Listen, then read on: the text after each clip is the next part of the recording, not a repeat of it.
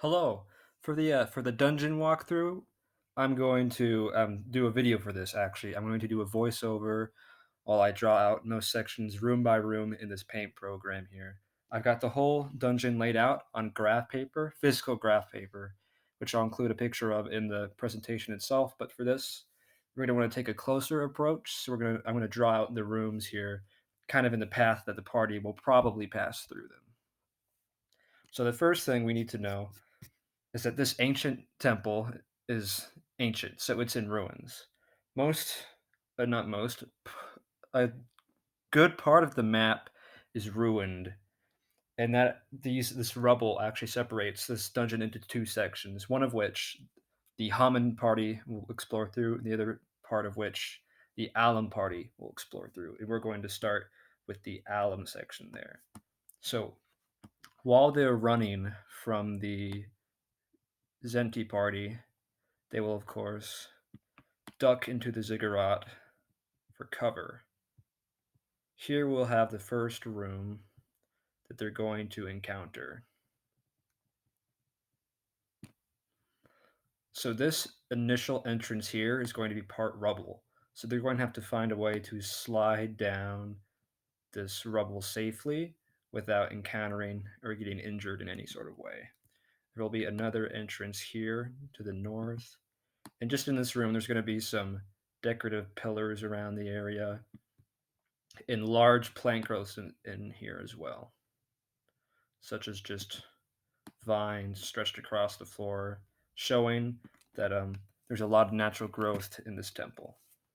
So after sliding safely down the rubble, our party will enter into the north, of course.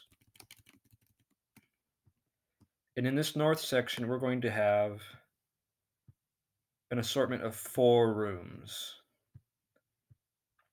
multiple paths, if you will, so that the party can have different choices to choose from.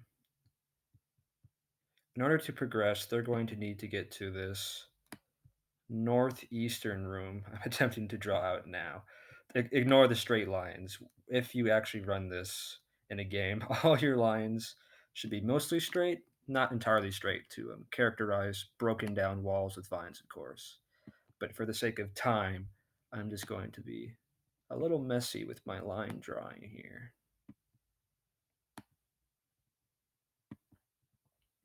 Each one of these arches represents a doorway that they will be able to go through.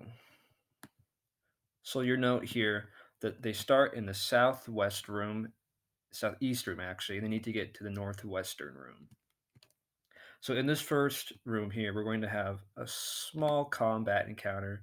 There's going to be vine growths all along the floor, large ones that they can climb up or hide behind for cover. In this room, actually, will be a small owl bear nest. This little circle with the X will represent an owl bear. Of course, you don't have to necessarily fight the owl bears, which is what the vines in the room will be for. They can take cover or hide behind them if they need to, or they can use them to tactical advantage when fighting the bears. Should they choose to go to the north, they'll be met with another interesting challenge. Here, the entire floor will have crumbled away, and sticking out will be growths of carnivorous plants, Venus flytrap style. And in order to get to their next point over here, they're going to need to hop from mouth to mouth of the carnivorous plants without obviously triggering the plants and getting swallowed whole.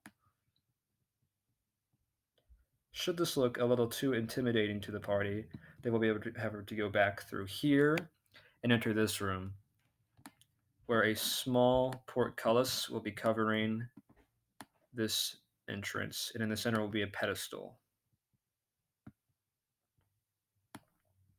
On the pedestal will be a 7x7 tile board, 7 tiles by 7 tiles, and on it will be a single carved piece resembling a having a horse head, similar to a knight from a chess piece. What this will be is the puzzle known as the Knight's Journey, where they're going to have to travel, place the knight on each square of the board, moving in its formation.